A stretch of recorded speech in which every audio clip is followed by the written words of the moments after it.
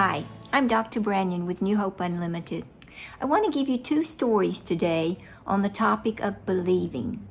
Yesterday we talked about being comfortable with the doctor you choose and the treatments that you choose. And if you finally do feel comfortable and feel okay about the treatments that you're doing, then you need to believe in them too.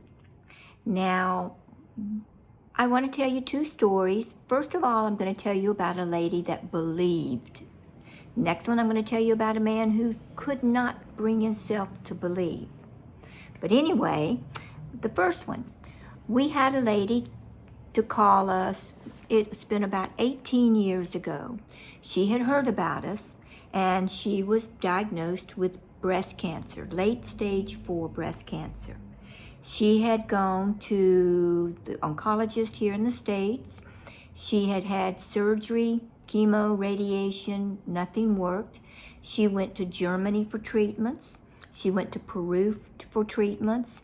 She went to Mexico for treatments, everywhere, and nothing had worked. Finally, she called us and explained to us that she had late stage, and she sent her records. And I have to be honest, I was a little worried that maybe we wouldn't be able to get her well, and we are always honest and tell the patients and the families what we believe. But no, she was made up her mind. She had spoken to some stage 4 cancer patients that had come to us and had gone into remission. So she was bound and determined she was coming.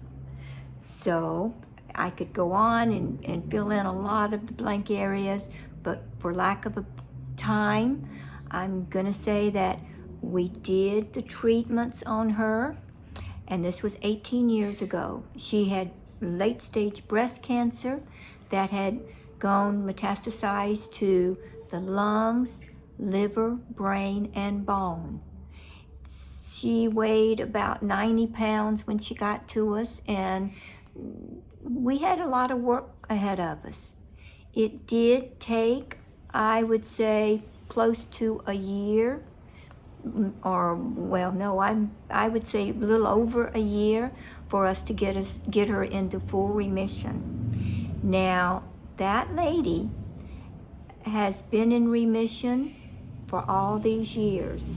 She has moved to Peru, and as the last we heard, that she was still happy and doing well.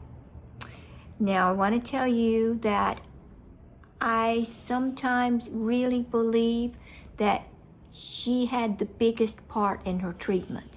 She believed. She had heard and talked to patients who had been stage 4 and went into remission. She believed in that it was a possibility for her. Very important. Now, on the other hand, I want to tell you about a man named Rudy. Now, I'm giving you fake names because of privacy, but I've got to have a name, okay? So Rudy went to his doctor because he had been having some abdominal pain. His abdominal pain his doctor sent him to a surgeon for his abdominal pain. The surgeon said, I'm going to need to go in and do an exploratory lap. That's where they open up and explore because there's pain, but they can't find the pain. Well, they closed Rudy up. You've all heard these stories, but they closed Rudy up and said, go home, get your affairs in order. This is pancreatic cancer.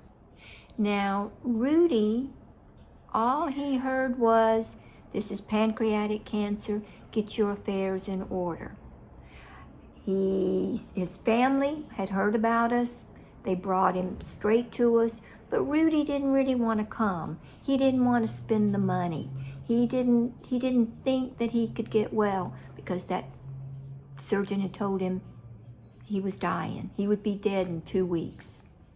So we worked on him. He came right after surgery, so we had to work on his incision. And his incision kept oozing. He had infection and a lot of things. We sent him out to get lots of x-rays. We sent him out to specialists because it was a little more than what we thought we could handle. So Rudy would get his treatments. We would send him out to see other surgeons, other doctors, get other x-rays. Well, in all of that, believe it or not, we found out that Rudy didn't have pancreatic cancer. I hate to say it, but Rudy had had some abdominal pain, and his abdominal pain continued after the surgery. Well, it turned out that we would show Rudy black and white, the lab work, the x-rays, the biopsy report, the other specialist doctors' reports, and we would tell him, Rudy, there's something else going on, and this is not pancreatic cancer. We've got to clean up the infection, and we've got to do other things.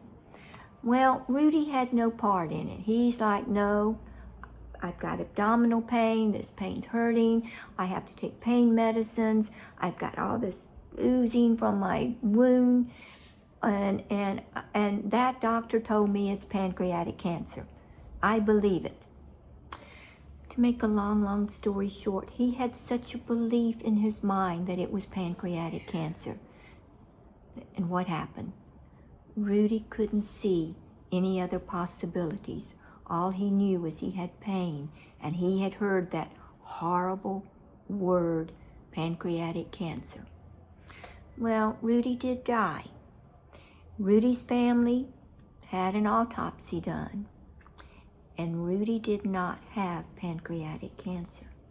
Rudy died of other complications from some surgery and an appendicitis. So I just give you this story, and it is a true story. It's not made up. This is true.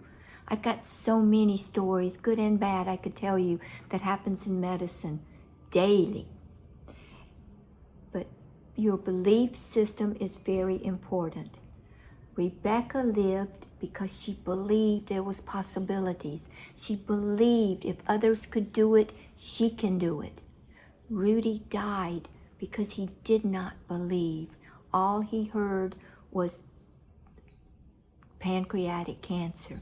He couldn't bring himself into the thoughts of other realms of possibilities.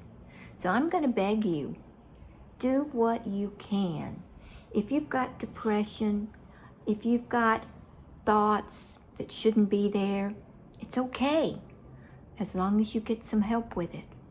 And in another video, we'll talk about some things that can possibly help. But until then, get to your doctor. Talk to them.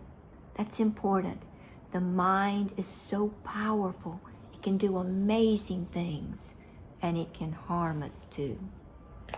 I hope this helped and gave you some ideas how important belief is. Until tomorrow, I hope you have a wonderful day. Thanks for listening.